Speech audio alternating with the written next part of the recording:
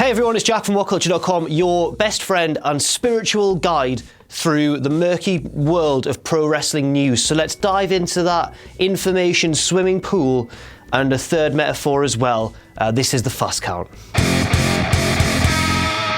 First, let's start off with all of this week's WWE news, and let's start off with the rumour, which has been sort of reported by various reputable news sources, including Pro Wrestling Insider and the Wrestling Observer newsletter, that next month's Money in the Bank pay-per-view will see a women's Money in the Bank ladder match. Women, they can't climb ladders, a sexist would say.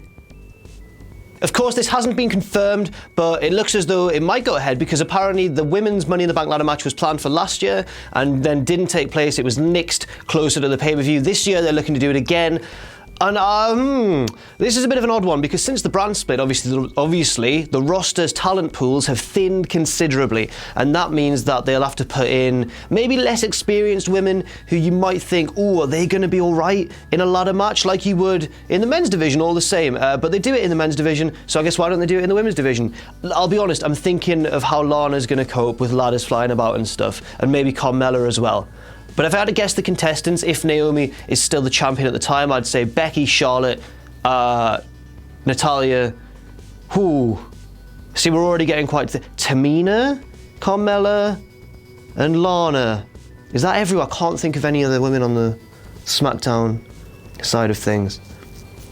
Yeah, that's a mixed bag, but if it's booked well and it's structured really well by the women, it could well be good, and it's certainly, if it does take place, a very significant event in the continuing evolution of women's wrestling. When's it been announced for? The Mae Young Classic?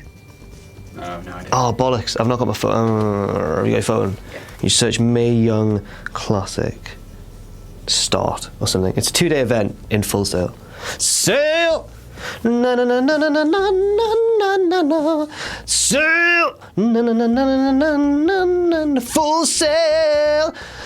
Dun dun dun dun dun. 14th of July. Sorry? 13th and 14th of July. 13th and 14th of July, we'll see Full Sail host the Mae Young Women's Classic. I don't know how much of that me singing you're going to keep in there. Probably all of it. Probably all of it. I don't trust you. You shot King Ross, you bastard! That's right, the 13th and 14th of July will see Full Sail host the Mae Young Classic, the next sort of tournament that WWE are putting on after the Cruiserweight Classic, the UK Championship tournament, and now the Mae Young Classic, a women's tournament, which is going to be a similar sort of 2-day event to the UK Championship, and I'm very excited for this, especially if they bring in all sorts of women from around the world of indie wrestling, you know, Candice LeRae, people who've already been on WWE's books. Obviously, I'm going to want Nixon Newell to win because WCPW, I've met her. She's like the only one that I've met, I think, out of the potential competitors. But it should be a very, very exciting tournament and could well provide some really good matches as well, if they pick the right women, of course. Now on to NXT Chicago, which happened last weekend, of course, and Dave Meltzer's ratings, which I guess are a news story in themselves these days. Everyone was saying that Pete Dunne versus Tyler Bate was potentially WWE's latest 5-star match for the first time in 6 years since that CM Punk versus John Cena encounter at Money in the Bank 2011. But no, Meltzer has given the match 4 3/4 stars. And while I don't want to dwell too much on just one man's opinion, it is, after all, just one man's opinion, as he himself has said. And he thinks that people do read into them a lot, maybe too much. There is a compelling argument that it should have been a 5-star match. I can see why he didn't give it 5 stars. He normally reserves 5 stars for matches with a lot of storyline weight behind them as well. Pete Dunne and Tyler Bate have had a very, not basic feud, but a very simplistic, not in a bad way, just a very simplistic feud. Isn't that old. There's not a lot of history to draw upon in the context of WWE. But it was, mechanically and psychology-wise, an unbelievable match. And had he given it 5 stars, I don't know if anyone would have begrudged that at all. It was absolutely phenomenal. If you haven't seen it yet, do check it out on the network straight away. Stop what you're doing now, even if you're at work, hide from your boss, take your laptop into the toilet, sit down, find Chicago, just have a little watch and a if you're on the toilet. Oh my God. Oh, no way. It's time for all the news from elsewhere in the just the unpredictable world of wrestling elsewhere in the world of wrestling, non-WWE news. And our first one will start right about now. Okay, no, actually, I do need my note sheet for this one because it is time for boring legal news. If you've still got the boring legal news, klaxon, sound the boring legal or something. I should point out that I'm recording this on Thursday, even though it should go out on Friday because I'm off tomorrow. So if any news breaks overnight, like huge news, that's why I haven't put it in. So you've got a lot of time. What I'm saying is to construct like a really good boring legal news thing, klaxon. Okay. You're not going to do that. Ed Nordholm, the president of Impact Wrestling, recently stated that WWE has no interest in the broken gimmick. Then he's being sort of fired back on by not only the Hardy camp, led by Rebby Hardy, I should say, but also by Meltzer himself in the Wrestling Observer newsletter, who said that this is patently untrue and that WWE wouldn't be allowing Matt to continually tease the delete thing on television if they weren't interested in the gimmick. He also said they probably see it as a huge merchandising opportunity. It seems as though someone's lying and everyone pretty much thinks that it is Ed Nordholm. Basically, the story here is that Impact Wrestling say that they own it by the terms of the Hardys contract, and the Hardys believe that their contract's been breached numerous times and that the contract therefore won't hold up in court and they will be given ownership of the gimmick and WWE can use it.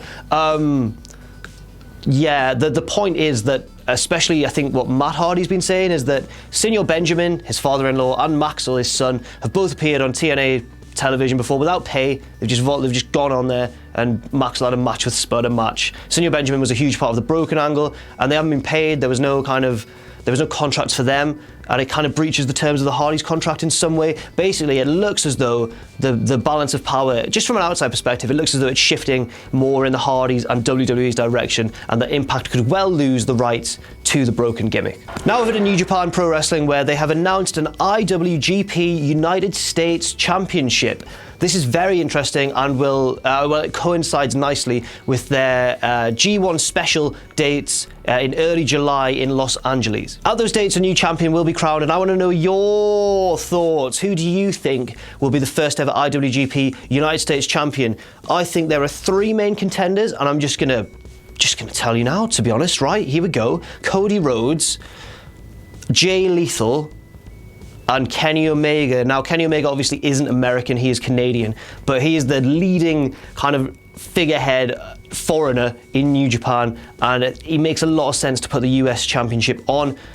However, if he is going to do that, you'd imagine that he won't be beating Okada in their rematch for the IWGP Heavyweight Championship, because, well, he might do. They might make him a double champion, but I think it's unlikely. So I think one of those three will be the first US champion.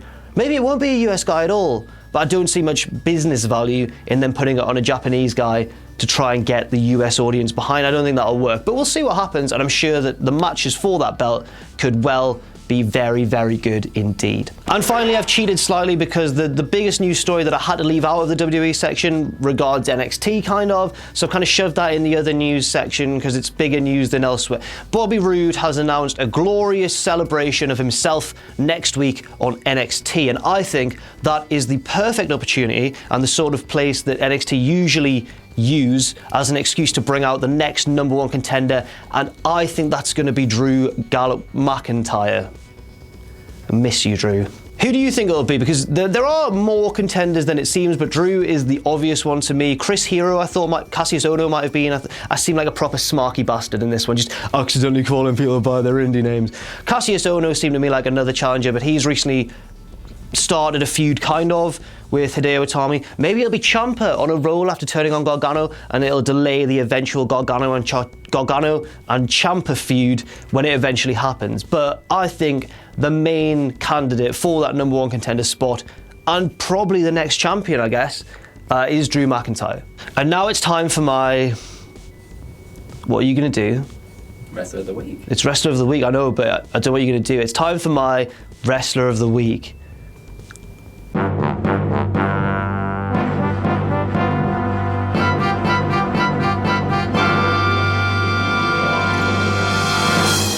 Who do you think my Wrestler of the Week is? This is from Friday to Friday, so it counts last weekend as well. What happened last weekend? Well, Chicago and Backlash. Oh yeah? Pete Dunne. Yeah, it is. It's Pete Dunne. You got it right.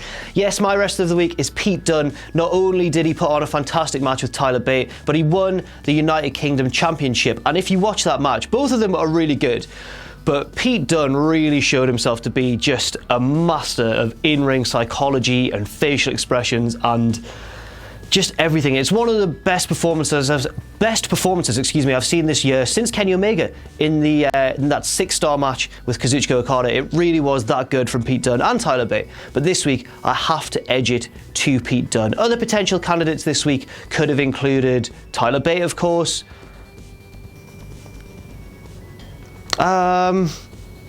What's been happening in the Best of the Super Juniors? Some of the juniors lads. Some of the juniors lads could have been as well. I think Kushida had a good match with Bushi. And probably Ospreay, throw him in there as well. It's Pete Dunne anyway. It's Pete Dunne this week. Pete Dunne. Pete Dunne. So that's all for this week on the Fast Count. Thank you very, very much for watching and listening. I've been Jack from WhatCulture.com. Leave all your opinions down below in the comments section. Who is your wrestler of the week? Was it Pete Dunne as well? It should be, and if you've chosen someone else, then you're silly. But yeah, there's not much more to say. Thank you again for watching, and I shall see you very soon.